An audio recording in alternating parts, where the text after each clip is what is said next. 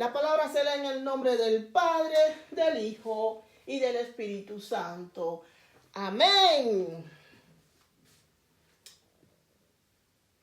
Porque tú lo hiciste en secreto, mas yo haré esto delante de todo Israel y a pleno sol. Entonces dijo David a Natán: pequé contra Jehová. Y Natán dijo a David: también Jehová ha redimido tu pecado, no morirá. Amén, bendito es el Señor. Aleluya. En este pequeño relato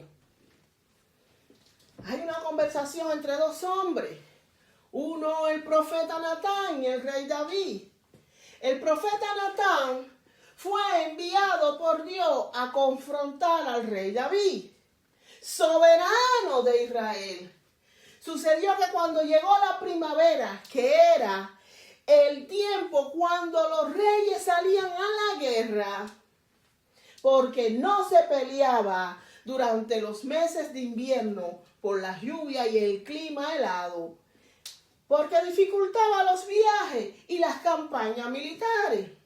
Los combates se reanudaban en primavera. Ese año, en lugar de liderar sus tropas personalmente, David le delegó su función a Joab y a sus jefes de su ejército. Pero él se quedó en su zona de confort, en la seguridad de su palacio, en Jerusalén. O la Biblia nos dice que un día al atardecer se levantó de su lecho y paseaba por el terrado de la casa del rey. El verbo hebreo, la palabra paseaba, sugiere que David caminaba de un lado a otro. No podía dormir, estaba un poco intranquilo. Y desde su techo vio a una mujer que se estaba bañando. Y la mujer era de aspecto muy hermoso. Aunque era tarde, mis amados hermanos, en ese tiempo la mayoría de las personas estaban dormían. No sabemos ciertamente si ella sabía que su baño era visible desde el palacio. Personalmente yo creo que ella y su esposo se bañaban en ese lugar y no sabían que podían ser observados. Bueno, y si lo sabían o no, nunca va a justificar el pecado de David. Y si esa mujer era responsable, también iba a caer sobre ella su pecado. David se fascinó, enloqueció al ver a esa mujer y mandó a preguntar acerca de ella. Y alguien le dijo: esta es Betsabé, hija de Elián, mujer de Urías hititas. Pero la deseó tanto que usó su poder real para hacerla traer a su palacio y tener relaciones sexuales con ella. Un acto de adulterio. La mujer era casada. Sucedió que su pecado dejó huellas. Betsabé quedó embarazada y al rey enterarse mandó a traer Urías. Urías, el esposo de la mujer que estaba al frente de la batalla, con la esperanza de que él durmiera con su esposa y adjudicarle ese hijo a él. Sin embargo, Urías, por lealtad y disciplina militar, se negó a ir a su casa mientras sus compañeros seguían peleando.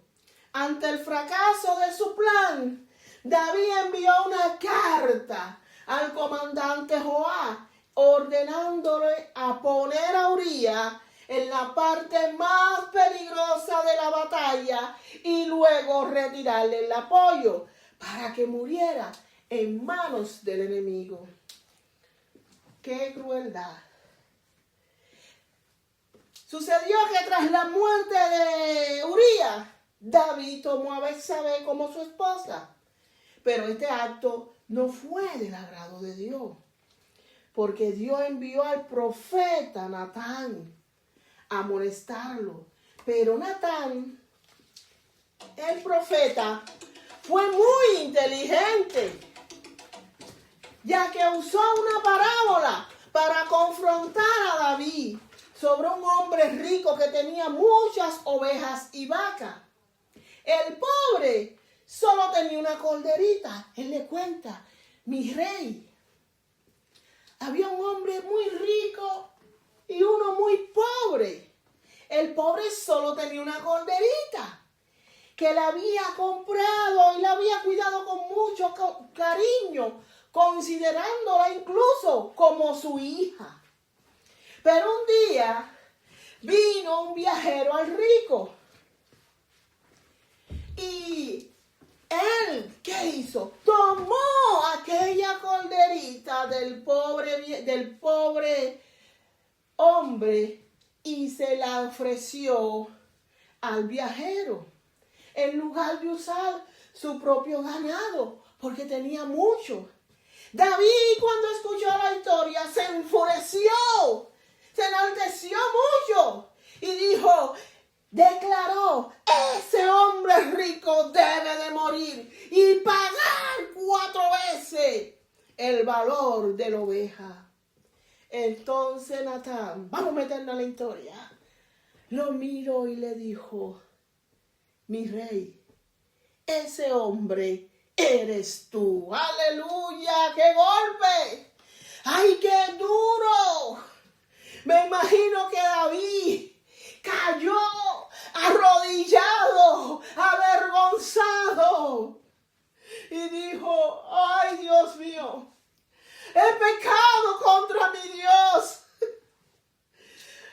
Reconozco que soy un pecador. Y aceptó una corrección divina.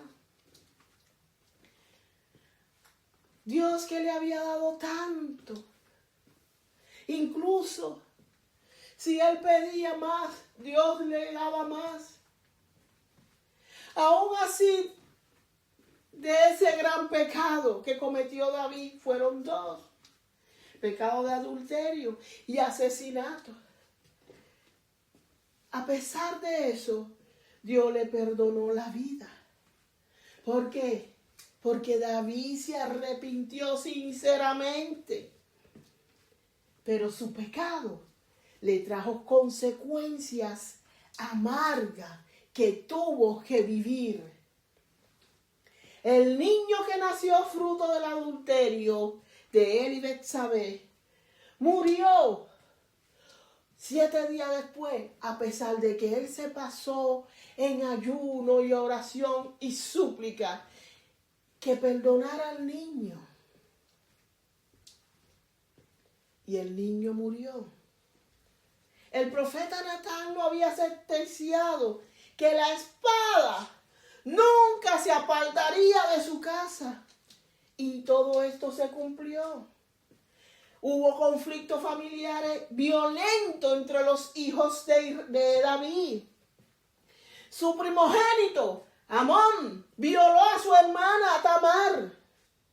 Y su segundo hijo, Absalón, en venganza, porque eran hermanos de la misma madre, mató a Amón. Absalón luego se rebeló contra David, su padre, arrebatándole el trono y obligándolo a salir huyendo de Jerusalén. Y durante esa rebelión humilló públicamente a su padre David al acostarse con su concubina, cumpliendo la profecía de lo que le dijo el profeta Natán: lo que hiciste en secreto será hecho ante todo de Israel y en el día. Es un pecado grande que un hijo se acueste con la mujer del padre. Bendito es el Señor. Su pecado desencadenó una serie de intrigas y guerra civil, amenazando la estabilidad y la unión de su reino. Estos fueron las consecuencias del pecado de David. Mis amados hermanos, hay dos formas de reaccionar ante la tentación. Una es salir huyendo como lo hizo José ante la esposa de Potifar, que se sintió atraída por José, insistiéndole repetidamente que se acostara con ella. José era soltero, pero ella era la esposa de su jefe. Y para evitar el pecado, él huyó de la habitación, porque él no quería traicionar la confianza de su amo, ni pecar contra Dios. La segunda forma de reaccionar al pecado es igual a la misma reacción de Eva en el paraíso, que vio el árbol, lo contempló, vio que era bueno para comer y que era agradable a la vista y deseable. Santo es el Señor. El gran error del rey David no fue que miró a la mujer desnuda por un desliz que iba caminando por ahí. Él pudo salir huyendo como lo hizo José, pero lamentablemente siguió los mismos pasos de Eva en el paraíso. Él contempló a la mujer y la deseó, la codició y quiso tenerla. La misma tentación de Eva en el paraíso. Miró, contempló y codició. David pudo haber abandonado la tentación cuando recibió el informe de que esa mujer era Betsabé, que venía de una familia de clase alta. Su abuelo era Ahitofel, uno de los consejeros principales de David, y además que estaba casada. Su esposo estaba lejos en la batalla que él tenía que estar como rey. Uría era el esposo de Betsabé. Él era uno de los hombres que pertenecía al selecto grupo de élite, hombres y fieles muy valientes, llamados los valientes de David. Serían hoy como los Delta Force. Aún así, el rey David, conociendo toda esa información, no pudo controlar sus deseos carnales. ¿Saben por qué? La respuesta no las dio el maestro en Mateo 5:28. Pero yo digo que cualquiera que mire a una mujer y la codicia, ya ha cometido adulterio con ella en el corazón. El enemigo ya estaba dentro de él desde el mismo momento que él la codició. El enemigo comenzó a lanzarle dardo. Tú eres el rey. Tú puedes hacer lo que quieras. Dios está contigo. Es solo una aventura. No te prives de nada.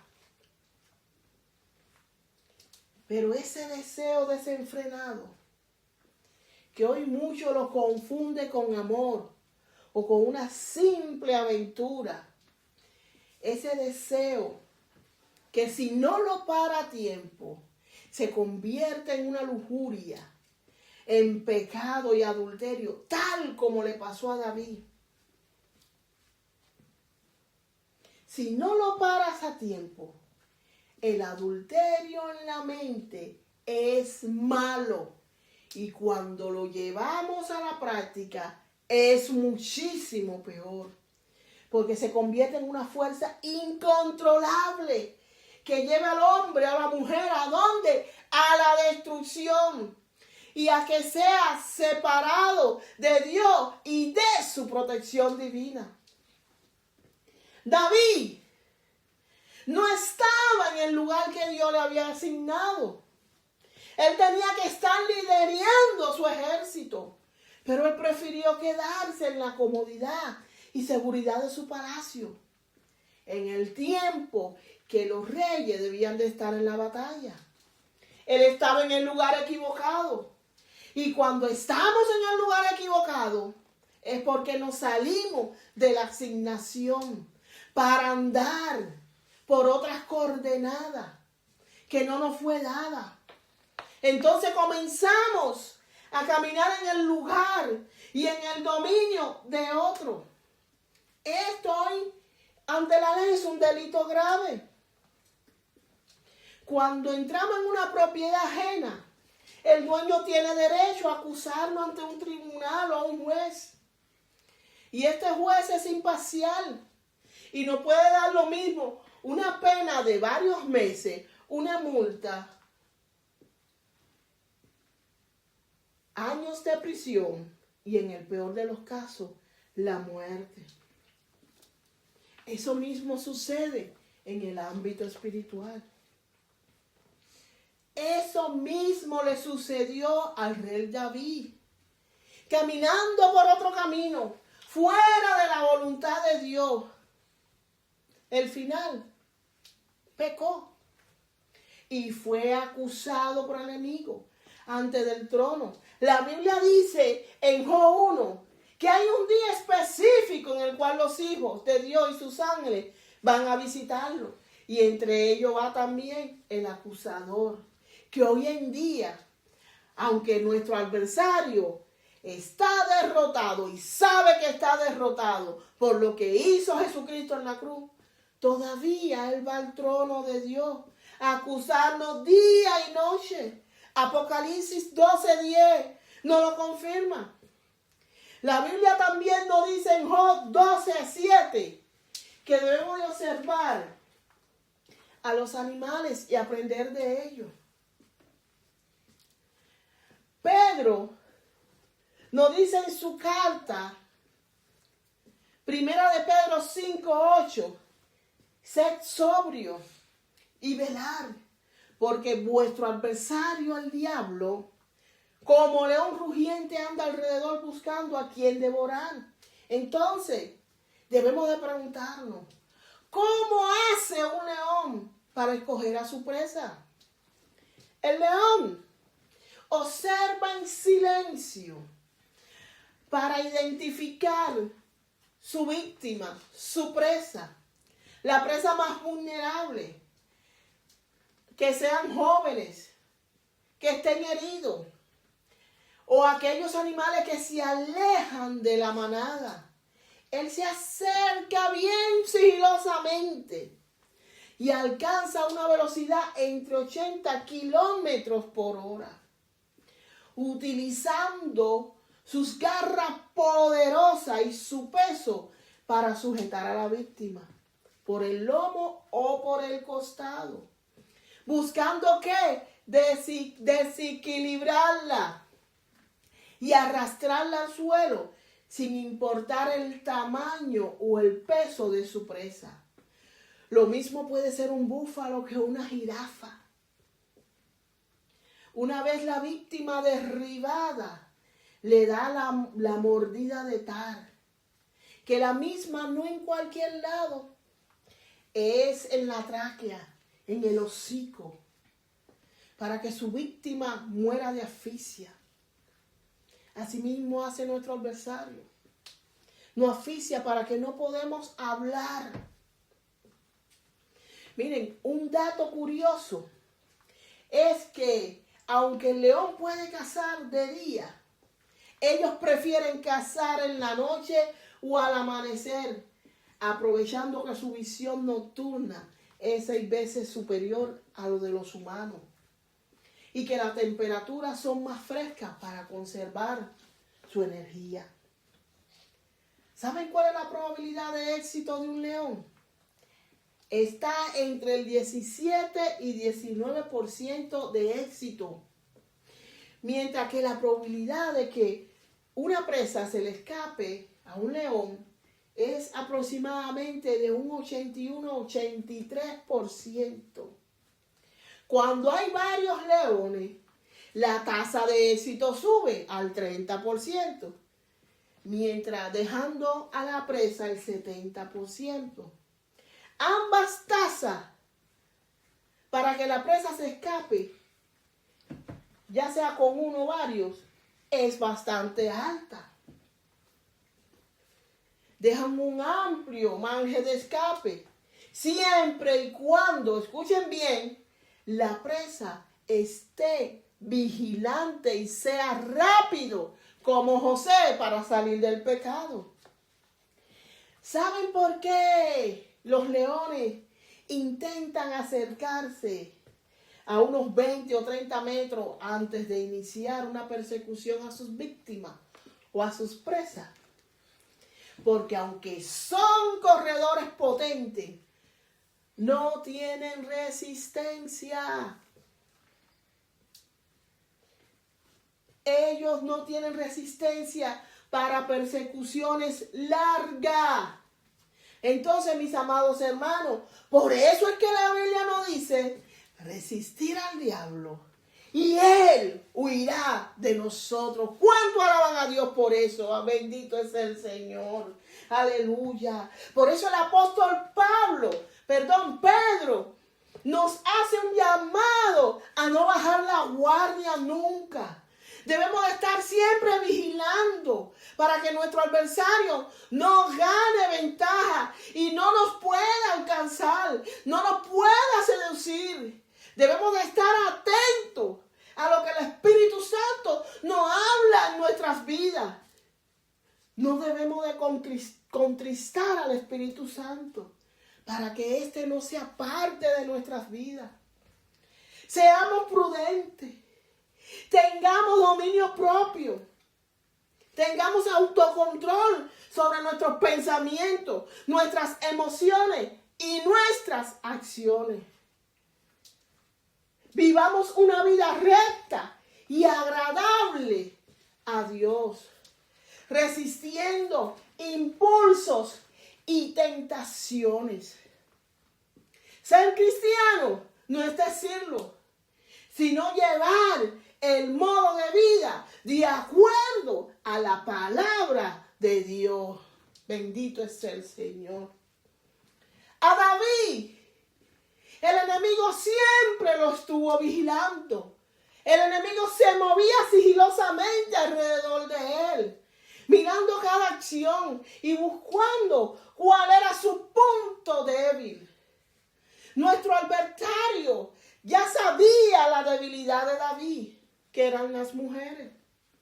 Él tuvo 8 esposas registradas y además una cantidad de concubinas que la cifra la Biblia no lo dice. Se cree incluso que tuvo más que su hijo Salomón, al cual se le fueron contadas 1000.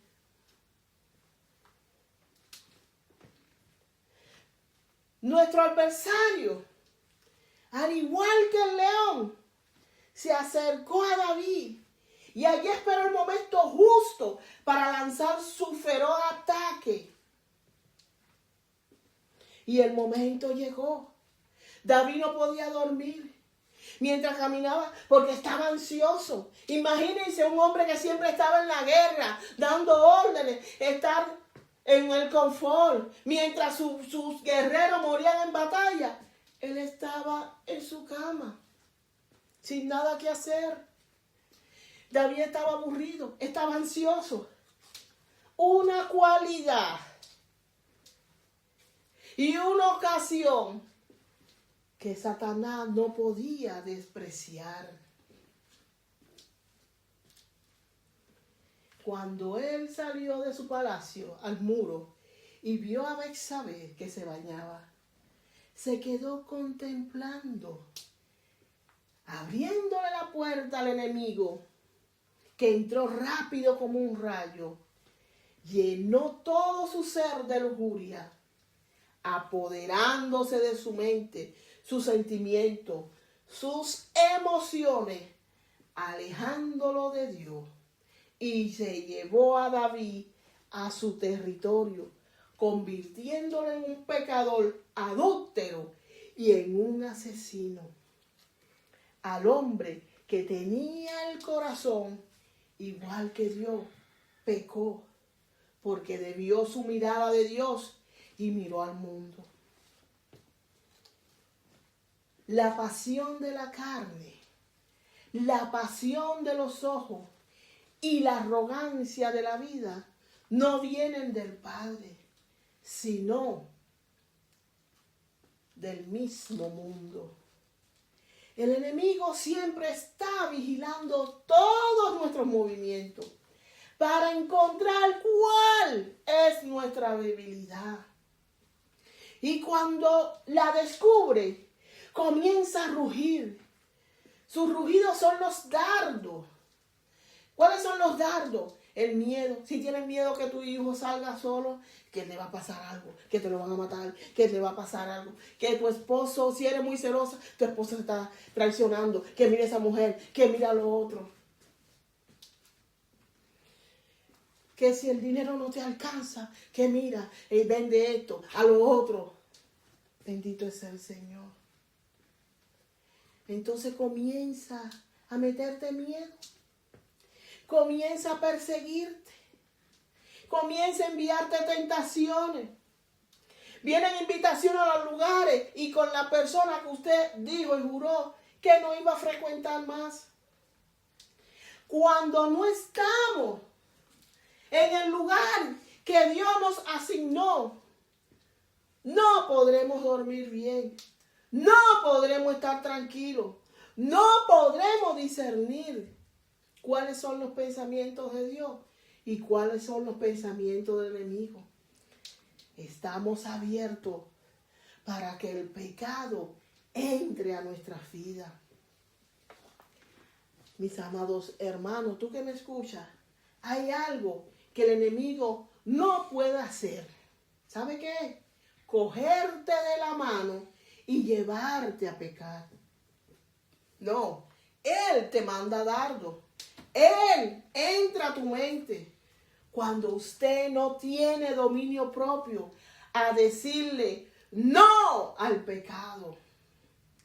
Si te dejas llevar por las pasiones de la carne, pierdes el discernimiento. Entonces te conviertes en una marioneta, un títere, en un muñeco articulado por las manos del enemigo. Él comienza a controlar tu vida y a guiarte a salir de la voluntad de Dios. Tú que me escuchas, David era un hombre con el corazón conforme de Dios y pecó. Aunque se arrepintió, las consecuencias de su pecado arrastró a su familia.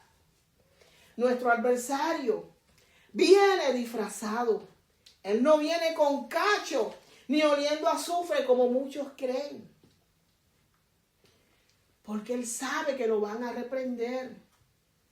Él viene disfrazado de todo lo que es agradable a la vista y deseado por el hombre. Ingenuamente te dirá, no pasa nada, Dios todo lo perdona. Ven.